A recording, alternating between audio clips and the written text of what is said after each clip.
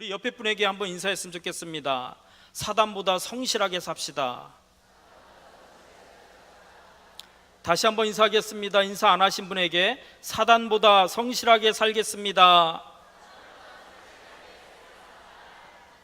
여러분, 그렇습니다. 사단은요, 날마다 틈만 나면 우리를 공격하려고 합니다. 시간 성실하게 우리에게 찾아와서 어떻게 하든지 우리의 행복을 도둑질하려고 합니다. 특별히 사단은요, 졸지도 않아요. 쉬지도 않고요, 휴가도 없습니다. 특별히 예배 시간에 졸거나 딴짓하거나 또 정신줄 놓으신 분들, 사단이 신방 더 잘 간다 하는 것을 꼭 기억하셨으면 좋겠습니다. 여러분, 사단보다 게으르면 우리는 사단의 공격을 막을 수가 없다 하는 것을 꼭 기억하셨으면 좋겠습니다.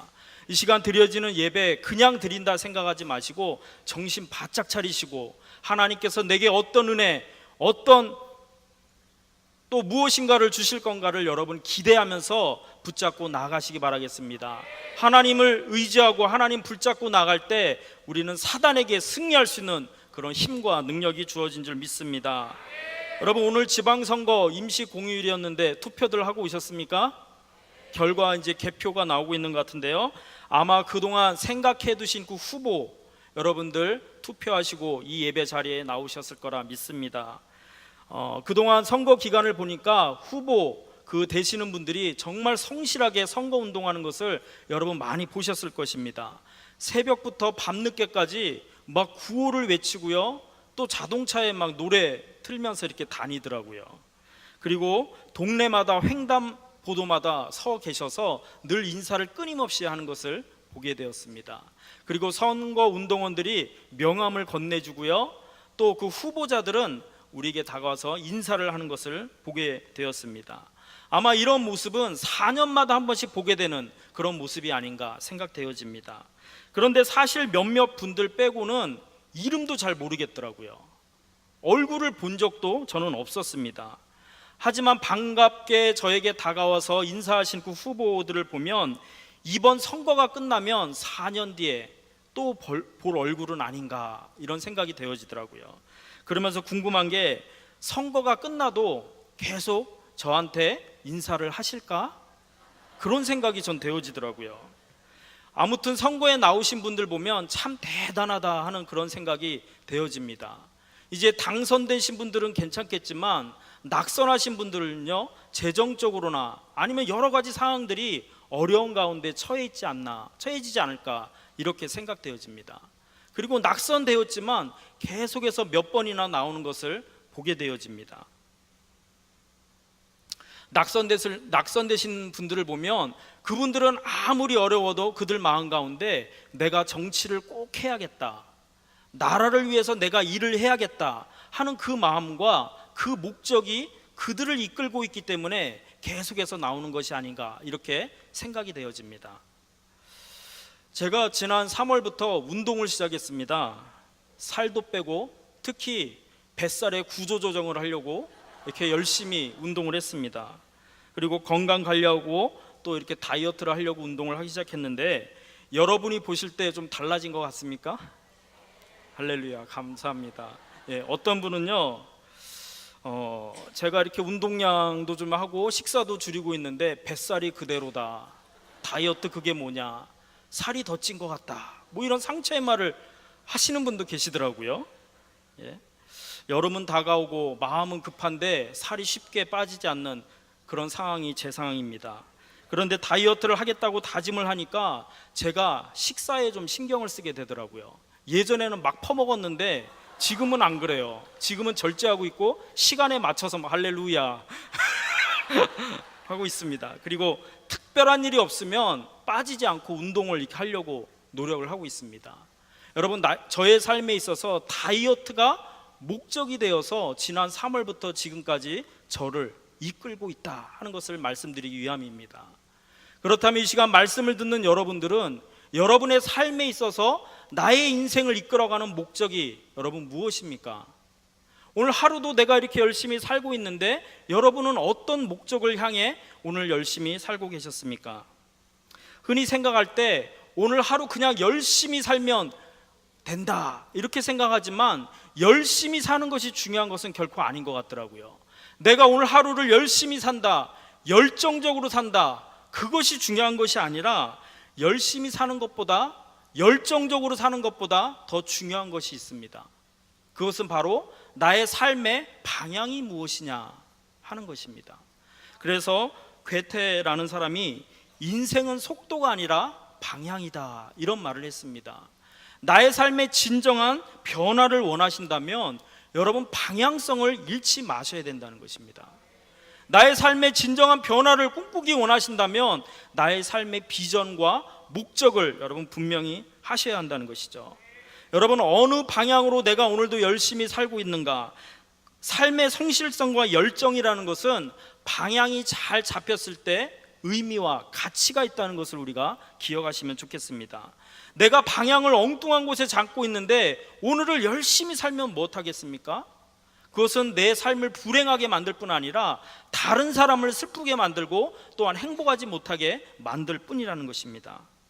우리의 진정한 삶에 그 목표가 있다면 나는 방향이 어느 곳으로 가고 있는가 하는 것을 우리가 점검해 보았으면 좋겠습니다. 그리고 중요한 것은 주님의 판단 기준이 무엇인가 하는 것을 우리가 생각하며 살아가는 것이 중요하다 생각되어집니다. 주님은 우리를 어떤 기준으로 평가하실까 생각하며 오늘 말씀을 나누길 원합니다. 오늘 우리가 함께 읽었던 마태복음 25장의 말씀 여러분 한 번쯤 들어보셨을 비유인데 바로 달란트 비유입니다. 이 말씀은 마태복음 24장 42절에서부터 이렇게 시작되어집니다. 예수님께서는 24장 4절에서 41절까지 먼저 미래에 일어날 일에 대해서 제자들에게 말씀을 하시고 이 비유를 하셨어요.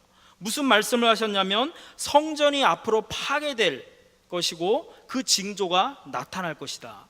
그리고 예수님이 다시 오실 것이고 세상 끝날에 대한 그 제자들의 질문에 그 답을 예수님이 하시면서 그 답으로 달란트 비유를 주시고 있다는 겁니다. 미래에 대해서 내가 어떻게 살아야 될까 불안하고 힘들어하는 그 질문 앞에 예수님께서는 제자들에게 말씀을 하고 있습니다. 오늘 본문 14절 말씀인데요, 한번 읽어보도록 하겠습니다. 또 어떤 시작.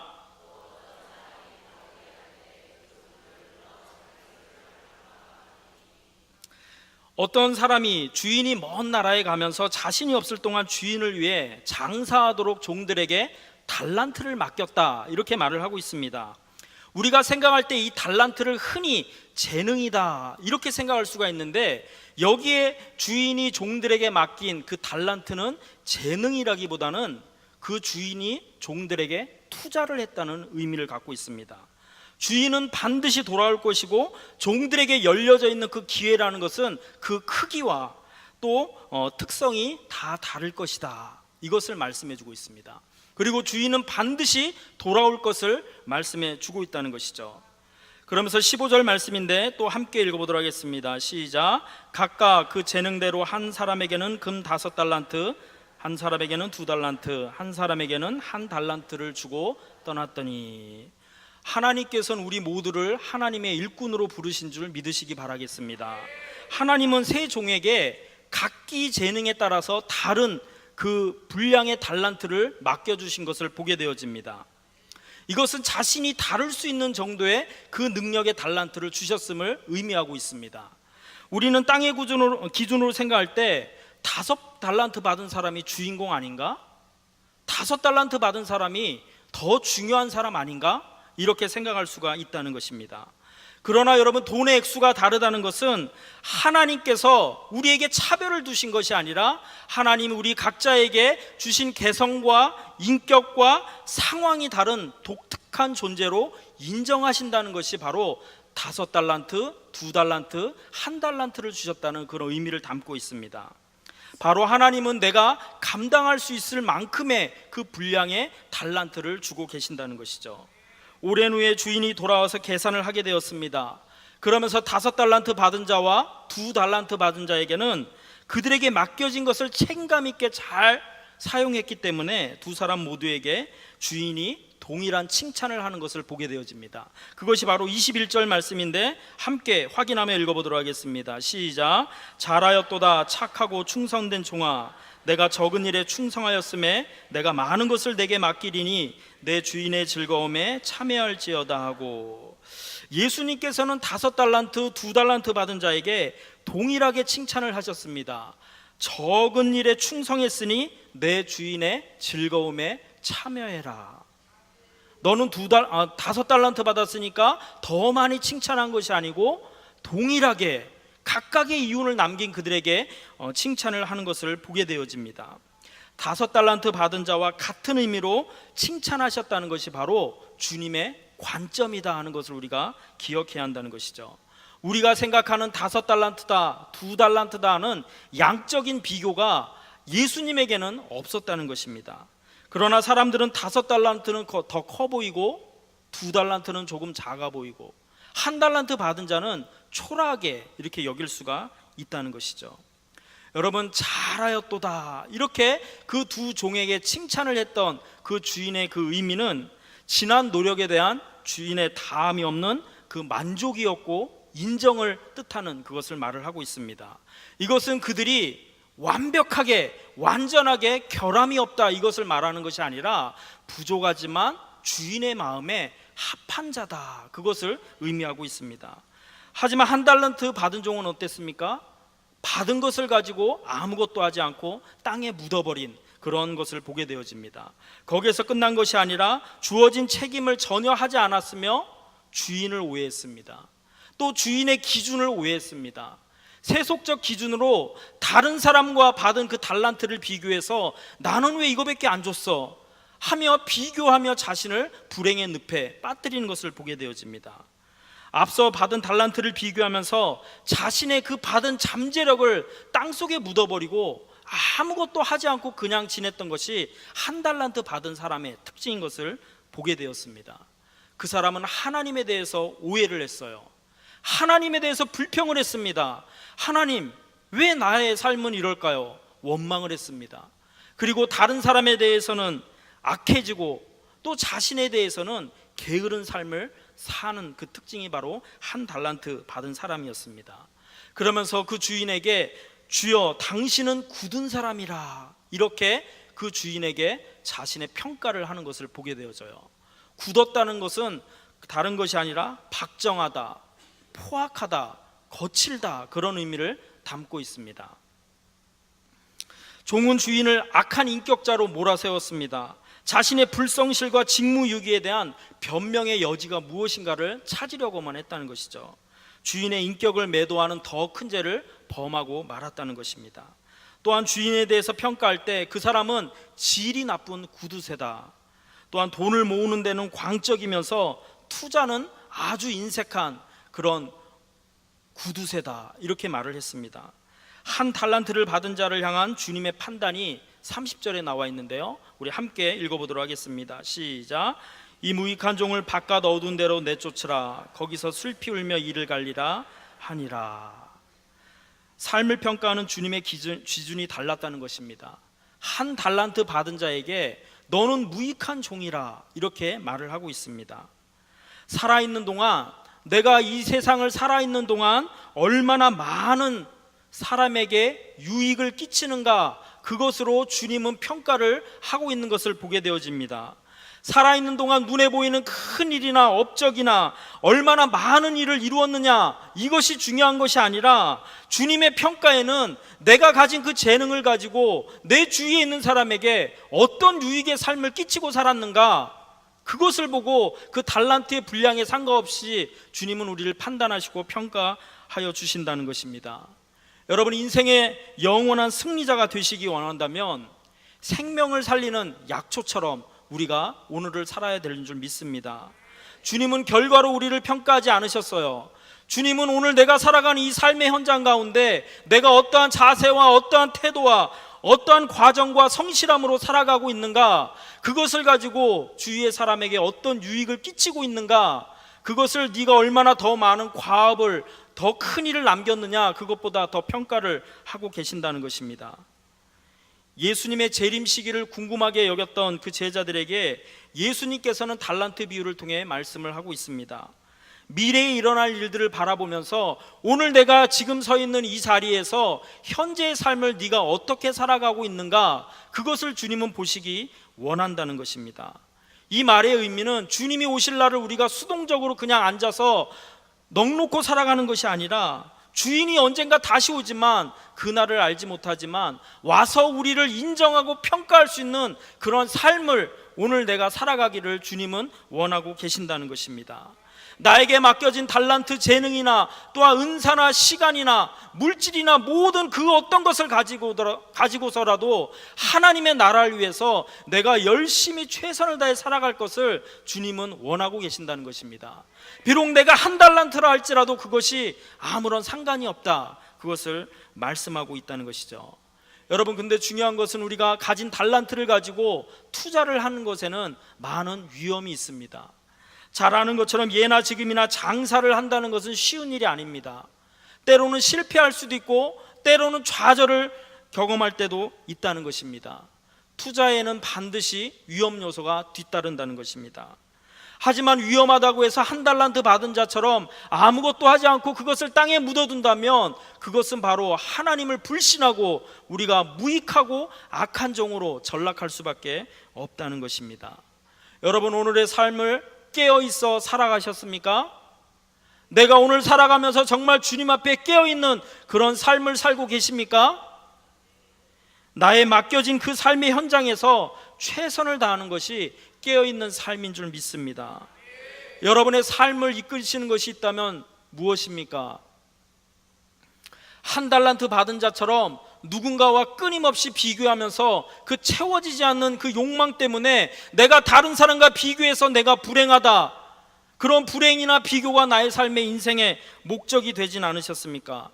우리의 마음을 가장 불편하게 하는 것 중에 하나가 다른 사람과 비교하는 그 비교하는 마음이 아닌가 생각되어집니다. 그래서 루즈벨트라는 사람은 비교는 행복을 훔쳐가는 도둑이다, 이런 말을 했습니다. 여러분, 자신의 행복을 도둑맞고 싶으십니까? 그렇다면 끊임없이 남과 비교하시기 바랍니다. 그럴 때 나의 삶의 비참함을 맛보시게 될 것이기 때문에 그렇습니다. 여러분, 우리 사랑하는 아이들이 가장 듣기 싫어하는 말이 있는데 무슨 말입니까? 예? 왜 사니? 예? 너는 왜 맨날 그 모양이니? 옆집에는 1등 했다더라. 이런 말 들으면 아멘이 나와요? 죽고 싶죠. 예? 여러분, 비교하는 마음이 어디에서 왔을 것 같습니까? 내가 다른 사람과 내 자신, 또 내 자식을 비교하는 그런 마음은 어디서 왔을까요? 성경에 보면 그것은 바로 마귀에게서 왔다, 이렇게 말을 하고 있어요. 창세기 3장 5절의 말씀 보시면 우리 말씀을 함께 읽어보도록 하겠습니다. 시작. 너희가 그것을 먹는 날에는 너희 눈이 밝아져 하나님과 같이 되어 선악을 알 줄 하나님이 아심이니라. 마귀가 맨 처음 아담과 하와를 유혹했을 때 무슨 말로 유혹을 했습니까? 너희 눈이 밝아져서 누구처럼 된다? 하나님처럼 된다. 사람을 하나님과 비교하기 시작할 때 무엇이 시작되었어요? 타락이 시작되었습니다. 여러분, 사람이 하나님과 견주어서 똑같아질 수가 있습니까? 나도 하나님처럼 눈이 밝아질 수 있어 하는 그 마귀의 거짓 게임에 속았을 때, 유혹에 넘어갔을 때 우리의 삶이 불행의 싹이 시작되어진다는 것입니다. 여러분, 신앙생활하면서도 마찬가지인 것 같아요. 우리의 삶 가운데 신앙생활하면서 비교하는 마음이 얼마든지 생길 수 있다니까요. 제 주위에 보면 금수저를 물고 태어났다는 사람, 그 말처럼 그런 사람이 있더라고요. 태어날 때부터 출발이 다르더라고요. 그리고 어떤 사람은 셀모임 갔다 와서 더 시험에 들었습니다. 왠 줄 아세요? 누구 집 남편은 저랬더라, 누구 집 자녀는 이랬더라. 처음에 기도 제목으로 시작했던 이 내용들이 나중에는 자랑으로 끝나가지고 마음이 씁쓸해지는 것을 보게 되어집니다. 하지만 그 부러운 마음이 내 마음에 드는 것은 아무런 의미가 없다는 것입니다. 여러분, 요즘 스마트폰, 핸드폰 다 가지고 다니시는데요, SNS 우울증이라는 것 아십니까? 처음 들어보셨어요? 여러분, 스마트폰을 가지고 다니시면서 뭐 하십니까? 예? 전화만 하시죠, 여러분은? 네. 카카오 스토리나 또 페이스북이나 인스타그램 등 자신이 오늘 하루에 살면서 여러 가지 있었던 일들을 공유하면서 다른 사람에게 막 이런 알리는 일들을 스마트폰을 가지고 하십니다. 예.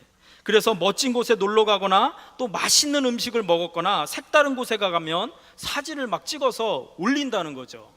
예? 그런 것을 많이 보게 되어집니다. 처음에는 좋은 마음으로 이렇게 보게 되어집니다. 참 맛있겠구나, 좋은 곳에 갔다. 그런데 행복한 상대방의 모습을 자꾸 보면 왠지 시간이 지나면 내 자신이 초라해지는 거예요.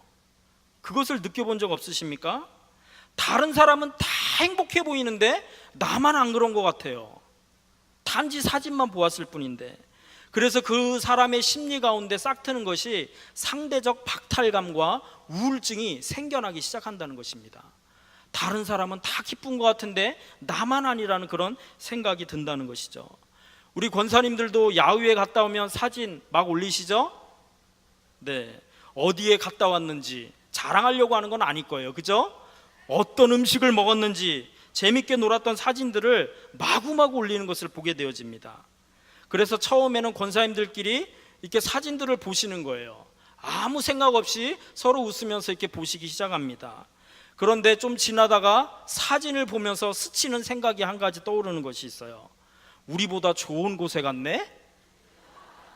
우리보다 맛있는 것을 먹었네? 우리보다 재밌게 놀았네? 요 생각이 싹 스쳐간다는 것입니다. 처음에는 그런 생각 안 했는데 자꾸만 사진을 보다 내 마음에 비교하는 마음이 생겨나기 시작한다는 것입니다. 여러분, 비교가 시작되면 살짝 기분이 나빠지고 마음이 상해집니다. 남과 비교하는 생각에 마음을 빼앗기게 되어지면 아침부터 잠자는 그 시간까지 눈에 보이는 모든 것들이 나에게 비교의 대상이 되어질 수밖에 없다는 것입니다. 나의 삶 가운데 비교라는 그 생각에 내 마음이 붙들리기 시작하면 그런 사람은 오늘 나의 삶을 결코 성실하게 살지 않습니다. 비교하는 마음이 심해지면 내 마음에 드는 생각이 무기력감이 들어진다는 것이죠. 내가 열심히 한다고 누가 알아주기나 할까? 그냥 오늘 하루 대충 보내자, 이렇게 생각하며 당연히 하루를 그냥 때우는 식으로 살아갈 때가 많다는 것입니다. 그러나 오늘 함께 나눈 말씀처럼 하나님께서는 나의 상황과 개성과 인격과 여러 가지 상황에 맞게 각자에게 맡겨주신 것을 있다는 것을 기억하시기 바라겠습니다. 다른 사람과 나를 비교해서 다른 사람의 더 가진 것 때문에 내가 불행하는 그런 모습으로 살아가는 것이 아니라 하나님께서 나에게 주신 필요가 있다 하는 것을 우리가 붙잡아야 될 줄 믿습니다. 여러분, 5달란트 2달란트 가진 사람 때문에 내 자신을 비교하지 말고 나에게 주신 그 달란트를 붙잡으시고 감사하며 승리하시기를 바라겠습니다. 그렇기 때문에 우리의 삶은요, 삶이 분명한, 목적이 분명한 사람이라는 것입니다. 목적 없이 이리저리 휩쓸려 살아가는 그런 사람이 아니라 목적 없이 방황할 시간이 있는 그런 사람이 아니라는 것입니다. 공부를 하기 싫어했던 그 학생들이 내가 왜 공부를 해야 되는가 하는 것을 깨닫게 되어지면 달라지는 것이 있는데 바로 눈빛이 달라집니다. 공부를 해야겠다는 생각이 되어지니까 태도가 달라진다는 것이죠. 나의 삶의 목적이 분명히 무엇인가가 분명한 것을 아시는 분이라면 삶의 태도와 자세가 달라질 수밖에 없다는 것입니다. 여러분, 오늘 나의 삶을 어떠한 합당한 삶의 모습으로 살고 계십니까? 하나님께서 나를 분명히 이 세상에 보내주셨고 나에게 맡기신 일이 있고 내가 주님을 만나는 그 전까지 나에게 있는 모든 기회들을 무의미하게 나는 사용하지 않겠다, 그런 결단과 각오로 살아갈 때 우리 오늘의 삶이 합당한 삶을 살아가지 않겠습니까? 여름의 길목에선 6월입니다. 오늘 우리에게 주신 말씀을 여러분 다시 한번 붙잡으시고 결단하시는 이 시간 되시길 바라겠습니다. 이제 앞으로는 다른 사람과 나를 비교하는 것이 아니라 주님의 시선으로 여러분 나를 꼭 바라보십시오. 세상은 변해가도 우리 안에 변하지 않는 하나님께서 내게 주신 목적이 있고 재능이 있고 달란트가 있음을 여러분 명심하시기를 바라겠습니다. 주님 다시 만나는 그날까지 나에게 맡기신 그 상황 가운데서 최선을 다하여서 잘하였도다 착하고 충성된 종아, 이러한 칭찬을 받을 수 있는 저와 여러분 되시기를 주님의 이름으로 축원드리도록 하겠습니다.